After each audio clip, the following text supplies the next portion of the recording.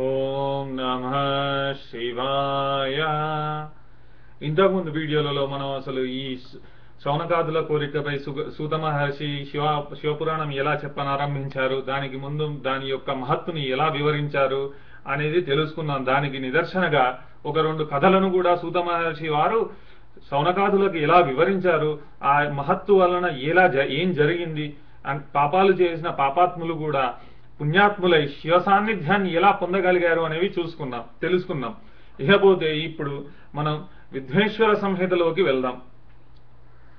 విద్వేశ్వర సంహిత శివపురాణ ప్రవచనారంభం. మునులు బ్రహ్మతో భాషించుట.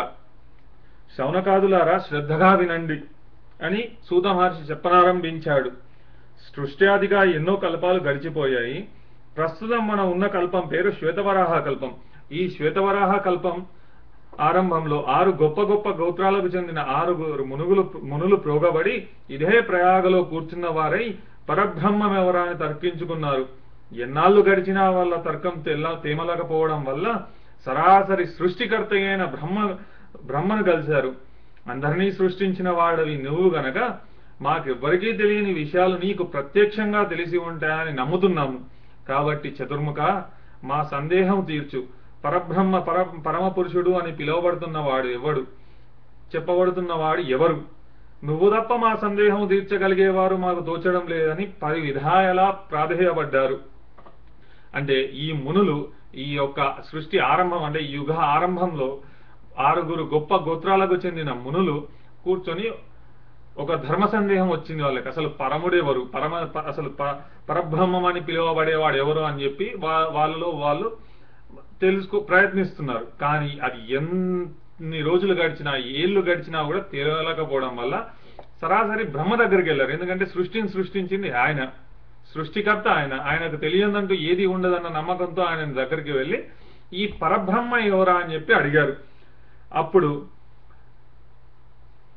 మునులు ఇలా అడిగారు, హే ధాత, పరుడు అని చెప్పబడే పరముడు ఎవరు? దానికి బ్రహ్మ ఇలా అన్నాడు, రుద్రుడు, ఆయనే సదాశివుడు. మునులు ఆ శివతత్వం ఎలా తెలుస్తుందా అని అడిగారు. దానికి బ్రహ్మ, శివానుగ్రహం వల్లనే తెలుస్తుంది. ఆయన యొక్క అసాధారణమైన అనుగ్రహం వల్ల శివభక్తి ఏర్పడుతుంది. భక్తి వల్ల క్రమక్రమంగా సంపూర్ణానుగ్రహం సిద్ధిస్తుంది. దానివల్ల సాధ్యాసాధన సాధక జ్ఞానం సమకూరుతుంది. తద్వారా శివతత్వం తెలుసుకోవాలి అని సెలవిచ్చాడు. అప్పుడు ఆ మునులు దానికి సాధ్యాలలో ముఖ్యమైనది ఏది, సాధనం అంటే ఎటువంటిది, సాధకుడు ఎవడా అని ప్రశ్నించారు.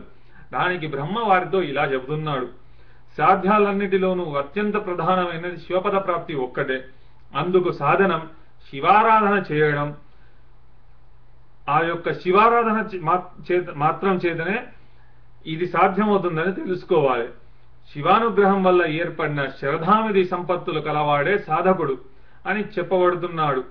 వేదాలలో చెప్పబడినట్లుగాను తన కుల ఆచార వ్యవహారాల రీత్యాను తన ఆశ్రమ ధర్మ నిర్ణయాలకు అనుగుణంగాను కర్మాచరణ గావిస్తూ ఆ సర్వ కర్మల ఫలములను శివార్పణం చేస్తూ ఉండే సాధకుడు జన్మాంతరాన శివవాసమైన కైలాస పదమందుకుంటాడనడంలో సందేహం లేదు. ఇక సాధన దీనికి శ్రవణము, కీర్తనము, మననము అనేవి 3 చాలా ముఖ్యమైనవి. శ్రవణము, కీర్తనము, మననం ఈ 3 కూడా చాలా ముఖ్యమైనవి బ్రహ్మ ఆ మునులతో చెప్పాడు.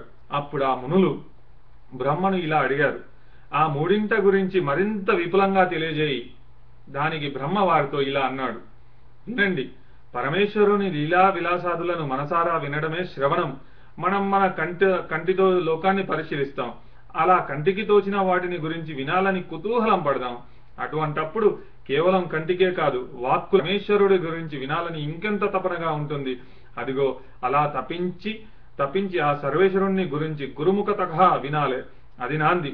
అటుపై ఎక్కడ శివనామం వినబడినా శివపరాయణ విషయం చెవినసోకినా తొలగిపోకుండా, అంటే ఎలా అంటే యువతుల సోయగాల గురించి యువకులకు ఎంత తన్మయంగా వింటారో అదిగో అలా వినాలంట.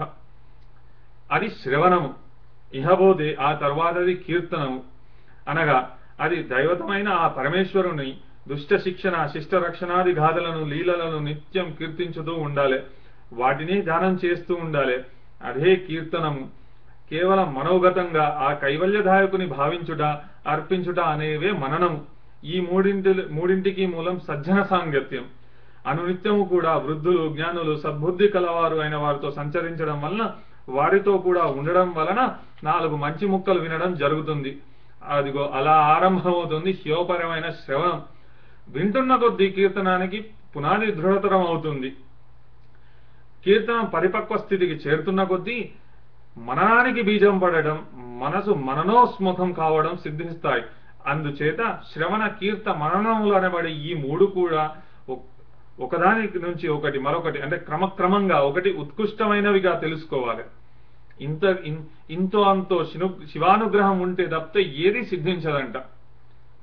ఉపరవిధ షట్కుల మునిగణ చతుర్ముఖ సంవాదం తర్వాత జరిగిన సూతుడు ఇలా చెప్పసాగాడు. అంటే దీనికి ముందు ఇప్పుడు మనం జరిగింది మరి ఒకసారి పరిశీలించినట్లయితే, శ్రవణము, కీర్తనము, మననము. అంటే శ్రవణము అంటే మనం వినడం, శివుడి యొక్క గొప్పతనం గురించి కానీ అవి తెలుసుకోవడం కానీ చేయడం శ్రవణం. కీర్తనం ఆ తెలుసుకున్న వాటిని కీర్తించుతూ అంటే తెలుసుకోవడం, గానం చేస్తూ ఉండడం, ఇటువంటివన్నీ కూడా కీర్తనం. మననం చేసుకున్న జ్ఞప్తికి తెచ్చుకున్న మరలా మననించుకోవడం, స్మరించుకోవడం. అలాగే సజ్జన సాంగత్యం, వృద్ధులు మంచి వారితో కూడా ఎప్పుడు ఉండడం, ఇవన్నీ కూడా శివపద ప్రాప్తిని లభించేలా చేస్తాయంట. ఇవన్నీ కూడా శివానుగ్రహం ఉంటే తప్పితే సాధ్యమయ్యే పని కాదంట. ఇహపోతే తరువాత సనత్కుమారుడు వ్యాసునకు శైవం బోధించుట. ఒకప్పుడు మా గురువుగారైన వ్యాసుల వారు సరస్వతీ నదీ తీరంలో తపస్సు చేస్తుండగా అక్కడికి సనత్కుమారుల వారు వేంచేశారు. వ్యాసుడు ఆయనకు ఆర్ఘ్యమిచ్చి సత్కరించాడు. సంతుష్టుడైన సనత్కుమారుడు, సాత్యవతయే, సత్యమైన దాన్నే సదా ధ్యానించాలి.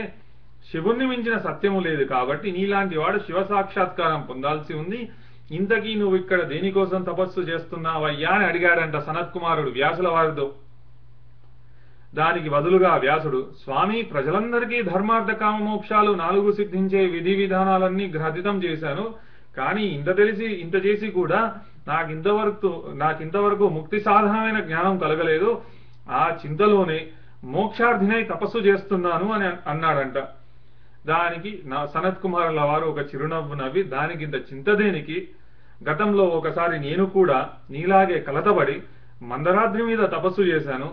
అప్పుడు శివానుగ్రహం వల్ల కరుణకు, జ్ఞానానికి మారుపేరైన వాడు సర్వసాక్షి అయిన నందికేశ్వరుడు తారసిల్లి నన్ను ఓదార్చాడు.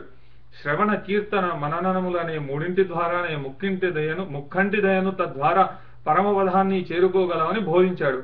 కాబట్టి ఓ పరాశరనందన, నీవు కూడా అదే విధంగా శ్రవణ, కీర్తన, మననత్రయాన్ని అనుష్ఠించి తాపత్రయాలను వర్జించి ప్రశాంత చిత్తుడవి, మోక్షగామివి కావయ్యా అని చెప్పి అనుచర సహితుడై సక్వియ విమానధారుడై బ్రహ్మలోక మార్గంగా వెళ్ళిపోయాడు. అందుచేత శ్రవణాది సాధన త్రికమొక్కటే ముక్తిధమని మనమంతా తెలుసుకోవాలో అన్నాడు సూదర్శి. అంటే సూత మహర్షి వారి గురువు గారైన వ్యాసుల వారు కూడా తనకి అన్ని సర్వవేదాలు సర్వం తెలిసినా కూడా, ప్రతి ఒక్కటి తెలిసినా కూడా మోక్షం సిద్ధించే మార్గం తెలియకపోవడంతో చింతిస్తున్నాడంట. అప్పుడు ఆయన సనత్కుమారుల వారు తన మోక్షం లభించాలంటే శివధ్యానం ఒక్కటే, శివపురాణం ఒక్కటే మార్గం అని చెప్పాడంట. దాని తర్వాత ఈ సూత మహర్షుల వారు ఇలా చెప్పడం ఆరంభించారు. నువ్వు చెప్పింది బాగానే ఉంది, కానీ ఆ సాధన త్రికం చాలా సమయం తీసుకుంటుంది. కృత త్రేతాయుగాలలో అయితే అది సాధ్యమే. ద్వాపరంలో కూడా కష్టపడితే సాధించుకోవచ్చు. కానీ కలియుగంలో మానవులు మరీ అల్పాయుష్కులైపోతారు కదా. మరి అటువంటి అతి స్వల్పకాల జీవులకు కూడా మోక్షం లభించేందుకు సులభోపాయం ఏమీ లేదంటావా అని అడిగారు శౌనకాదులు. అంటే కృత త్రేతాయుగాలలో మానవులు చాలా కాలం జీవించేవారు. లేకపోతే ద్వాపరలో కూడా అంతో ఇంతో ఇప్పుడు కలియుగంలో జీవిస్తున్న దానికంటే చాలా ఎక్కువ కాలం జీవించేవారు. మరి అటువంటి వారికైతే ఇది సాధ్యమే. కానీ ఇప్పుడు ఈ కలికాలంలో, అంటే అప్పటికి ఇంకా కలికాలం రాలేదు, కానీ శౌనకాదులు వారి యొక్క అనుమానాన్ని నివృత్తి చేయమని అడిగారు. దానికి సూతుడు ఇలా ఆరంభించాడు. లింగార్చన ప్రాముఖ్యం గురించి చెప్పసాగాడు.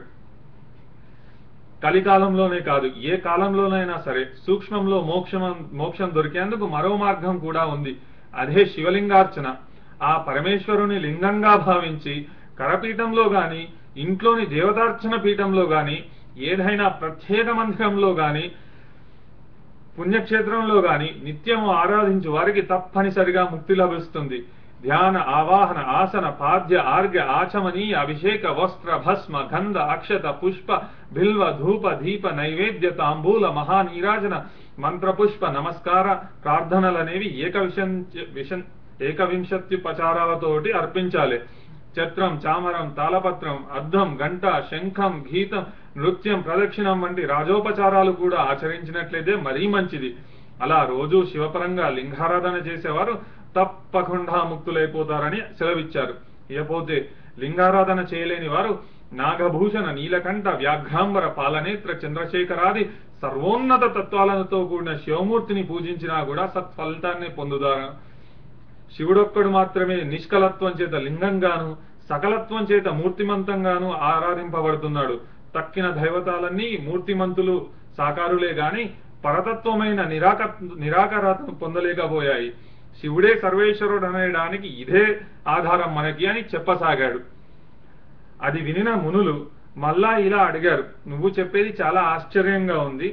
పరబ్రహ్మమైన ఆ శివుడు సకల నిష్కల రూపాలు రెండింటిని ఎందుకు పొందాడు, ఆ విషయం వినిపించు అని అడిగారంట. దానికి సనత్ కుమారుల వారు సూత మహర్షుల వారు లింగావిర్భావ చరిత్రం చెప్పారు. ఇది మనం తరువాయి వీడియోలో చూద్దాము. ఇప్పటి వరకు మనం ఈ యొక్క శివతత్వం ఎలా సిద్ధిస్తుంది, శ్రవణము, కీర్తనము, మననము అనే మూడింటి యొక్క ప్రాముఖ్యతని, ఆ తర్వాత ఈ కలియుగంలో కూడా మనం ఏమేం చేస్తే మనకి ఆ ముక్తి లభిస్తుందో తెలుసుకున్నాం. ఇకపోతే లింగావిర్భావ చరిత్రం గురించి తరువాయి భాగంలో తెలుసుకుందాం. ఓ